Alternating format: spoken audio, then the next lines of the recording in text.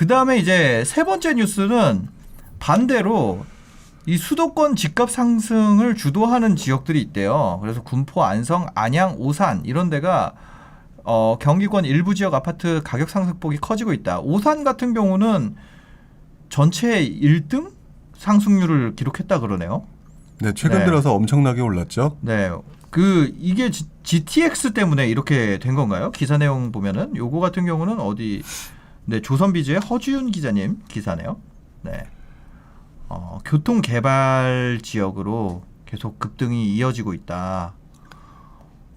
오산은 분당선 연장 사업 때문에 그렇다라고 하는데 이런 상승이 이어지는 이유는 뭘까요? 저는 일단 여기도 공급이 있지 않아요? 여기는? 공급이야 있긴 있는데 네. 일단 물량 자체가 그렇게 뭐 많지 않은 곳들도 있고요. 네네. 그거보다 더 중요한 부분은요. 네. 일단 제가 아까 그랬잖아요. 좀 전에 사람들이 이제는 모든 사람이 투자 수요화 됐다라고 말씀드렸잖아요. 네. 그러니까 지금 현재 가장 불장이 서울하고 경기 지역인데 네네. 경기 인천 지역인데 네네. 이 지역에 계신 분들이 그동안 봤던 지난 몇 년간의 모습을 보게 되면 네. 가장 많이 안 오른 곳이 외곽 지역이거든요.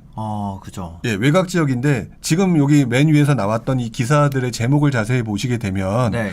군포, 안성, 안양, 오산이라고 되어 있거든요. 네. 근데 이 중에서 안성하고 오산은 완전 외곽 지역이고요. 그죠. 그다음에 군포하고 안양 같은 경우는 어정쩡하지만 그래도 나름대로 사람들이 좋아하는 곳이에요. 네, 여기 많이 이제 그 전에도 실거주로도 많이 가시던 지역이잖아요. 네, 그렇죠. 네. 그러니까 이게 지금 어떤 현상이 나타나고 있냐면요. 지금 저는 그래서 실수요자들이 움직이면서 집을 사야 되는 상황에서 우리들이 흔히 말하는 좋은 동네들은 정말 많이 올랐잖아요. 네. 정말 많이 오른 상태에서 그러면 사람들이 여기 못 사니까 조금만 옆으로 가서 괜찮은 곳을 찾아보자라고 하는 과정이 발생하거든요. 네, 네. 그러면 그 과정이 결국에는 서울 강남에서 외곽 지역으로 서울 외곽 지역으로 그다음에 경기도 중심부에서 경기도 외곽 지역으로 퍼져나가는 흐름이 있는데 네. 그 흐름이 지금 현재 나타나는 것의 끝단에서 안성과 오산 같은 경우 나타나는 거고요. 네. 지금 여기 말한 것처럼 안성과 오산 중에서도 그냥 가려면 두렵잖아요. 네. 사람들이. 네, 네. 그러니까 뭔가가 호재가 있을 만한 곳 이런 것들을 찾아서 골라서 가는 거예요. 그걸 잡게 되는 거네요. 네. 불안감을 조금 더 낮추기 위해서. 그러니까 외곽지를 가더라도 이왕이면 괜찮은 곳 그러려면은 이제 아까 우리 그 뭐 세종하고 그 분당을 얘기했듯이 입주 네. 물량이 거기 늘어났던 곳이었잖아요. 네, 네, 네. 입주 물량이 줄어들면은 가격이 올라가겠지라고 네. 생각해서 그쪽을 타치를 하거나 또는 지금 여기 여기 내용에서 나왔던 것처럼 뭐 GTX나 기타 어떤 것들이 교통이 연장된다고 하더라. 그게 설사 10년 20년 후에 된다 하더라도. 네, 네, 네. 그러니까 그러면 그래도 낫겠지. 이렇게 하면서 점점 움직이는 동선이 퍼져나가거든요. 네. 갑자기 이제 강화도로 가거나 저기 무슨 대부도로 가지는 않는단 말이죠. 네, 네, 네. 그렇다면 거기서 뭔가 비빌 언덕이 있을 곳을 찾아서 움직이는데 그동안 가장 많이 안 오른 곳 하면은 오산하고 안성이었거든요. 네. 그러니까 오산하고 안성이 오르는데 그 중에서도 또 이왕이면 교통이 있는 곳, 네. 뭐 이런 식으로 움직이는 그리고 그동안 많이 안 오른 곳. 그래서 외곽 지역들이 움직이는 것이 맞다라고 보여지고요. 네. 그다음에 군포하고 안양 같은 경우도 조금 다른 면으로 좀 봐야 될 게 네.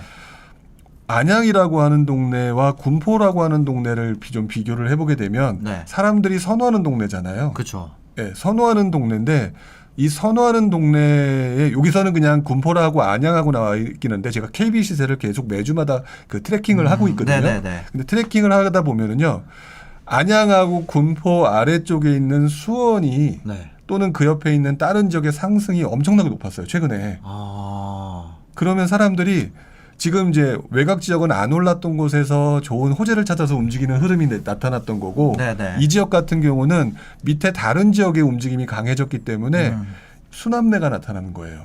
갭을 누가 벌렸잖아요. 예, 예. 그러니까 예를 들어서 안양이 벌렸어요. 예. 근데 예를 들어 물론 안양하고 수원하고 비교해서 어느 게 좋다라고 하는 게 아니라 어느 지역이 갑자기 막 상승하게 되면 네. 우리 지역도 더 올라야 되는 거 아니야? 라고 하면서 다시 어떤 특정 지역, 괜찮은 지역 중에서도 네. 그래서 그게 오른 게 있고요. 여기 표현은 안 됐지만 지금 현재 최근 경기 서부 지역 중에서 네. 한동안 안 오르던 곳 예전에는 굉장히 최고로 찾던 데가 광명이었거든요. 네네네. 근데 한동안 안 올랐어요. 근데 주변 지역이 막 올라오니까 최근 몇 주간 광명이 다시 치고 있어요. 그러니까 그렇게 따지면 결국에는 지금 거의 모든 것이 다 네. 번갈아 가면서 어떤 오를 수 있는 기회라는 기회는 다 찾아서 들어가는 그런 구조로 지금 흘러가고 있는 거죠. 저는 이런 게 되게 궁금하더라고요. 이제 외곽지 급등이 나오잖아요. 네. 그 외곽지 급등을 들어가는 게 맞나? 그럼 예를 하락이 나올 때는 외곽지부터 빠지지 않나요? 전 몰라서. 이게 네. 상황에 따라 좀 틀리긴 해요. 네네. 상황에 따라 틀리기는 한데 그리고 네. 또 이제 구간에 따라 틀리긴 하는데 네. 지난장의 사례를 보게 되면은요. 네. 그러니까 제가 그냥 약간 네. 좀 재밌는 질문 한번 드려볼게요. 네. 지난장에 강남이 더 많이 상승했을까요? 시흥이 더 상승했을까요? 라고 하면 네. 당연히 아마 신사임당도 그렇고 다른 분들도 어디가 더 많이 올랐지라고 알고 계실 거예요. 예. 강남이 더 많이 올랐을 것 같아요. 예. 지난장이라는 게 뭐 언제 장인가요? 그러니까 예전에 그 노무현 대통령 시절의 장. 네네네. 근데 네. 떨어진 걸로 보게 되면은 강남이 많이 떨어졌을까요? 시흥이 많이 떨어졌을까요? 라고 아니요. 하면 강남이 많이 떨어졌나요? 그러면 많이 올랐어요? 너무 많이 오르면 네. 그만큼의 충격을 받아서 더 많이 떨어지기도 해요. 그래서 오히려 시흥 같은 경우는요. 네. 별로 오른 게 없으니까 네. 별로 떨어질 것도 없었던 지역이기도 해요. 그냥 그 자리에서 이렇게. 그러니까 사실 오르긴 했어요. 네. 근데 근데 강남의 오름폭에서 이만큼 올라간 것에 비해서 네. 요만큼 올라간 것은 올라간 것도 아닌 거죠.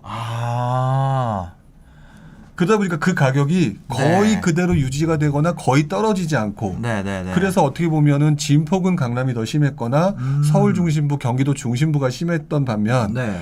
완전히 외곽 지역들 중에서 음. 뭐 시흥이라고 표현했지만 제가 지금 시흥이라고 표현한 것 중에서 당시에 이제 정왕지구 같은 데거든요. 네네네. 근데 그런 지역 같은 경우는 인프라가 괜찮거나 또는 교통망이 있기 때문에 오히려 안 떨어졌다는 거죠. 네. 그래서 무조건 외곽 지역이라고 해서 떨어진다라고 말하기는 좀 어려울 것 같아요. 네. 그러니까 경기도권에서 교통 중심지 뭐 이런 것 같은 경우는 생각보다 안 떨어진다라고 기억하시는 게 맞을 것 같아요. 오히려 여기 해파리님이 동부 이촌동 LG 한강자이가 2009년 25억이었는데 2013년에 15억 됐었어요.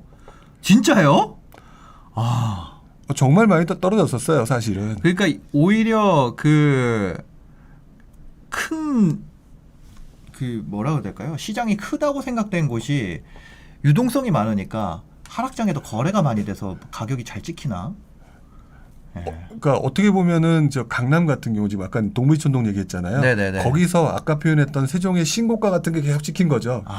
그래서 네. 최고점이 몇 점이라고 하지만 사실상 그 거래는 몇 건 되지 않은 거래고 그 밑에 거래가 더 많았을 거예요. 네. 근데 그거를 찍고 난 다음에 떨어지는 것처럼 보였던 거고 사실 중간값 들이 정상적인 가격이라고 봤었어요. 네네네. 그래서 어쨌든 그때 기준으로 보게 되면 외곽 지역 중에서 교통이 괜찮은 곳들은 별로 안 떨어졌어요.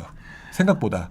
외곽지라고 해서 더 많이 빠지고 외곽지라고 해서 뭐 나중에 더 충격이 먼저 오고 이런 거는 거의 없다는 거죠. 네, 그렇죠. 근데 그 중에서도 한 가지 네. 좀 조심하실 게 네네. 이래서 부동산이 어려운 부분인데 네네. 제가 외곽지라고 했지만 교통이 괜찮은 곳이라고 했잖아요. 네네. 그럼 외곽지 중에서도 우리가 볼 때 이거 진짜 산골이네 싶을 정도로 경기도에서 외곽이 있을 거예요. 네. 그런 동네는 조금 심하게 떨어지기도 했었어요. 네. 이런 곳 그때 이제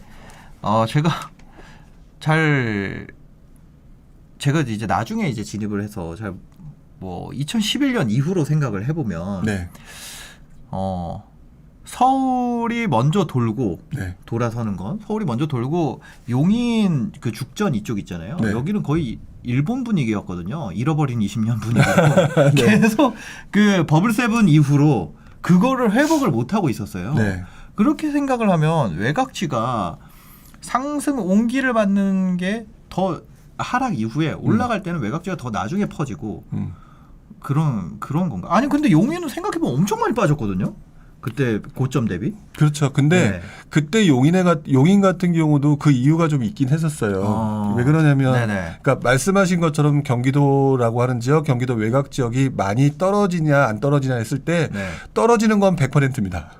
하락장 때는 네네네. 안 떨어지는 것은 없어요. 안 떨어지는 건 그건 없다. 없어요. 그건 무조건 네. 떨어져요. 네네. 저도 다 떨어지는 칼날 맞아봤고, 네네. 네, 그때 분명히 떨어지는 건 맞다. 근데 네. 용인 같은 경우는 그때 말 그대로 사람들의 그 관심 대상지였어요. 예. 관심 대상지는 수요가 눈여겨볼 수밖에 없었던 시점이고요. 네네. 그리고 또 그때 가장 사람들이 좋아했던 지금과 다르게 좋아했던 대상물이 뭐냐면 중대형 아파트예요.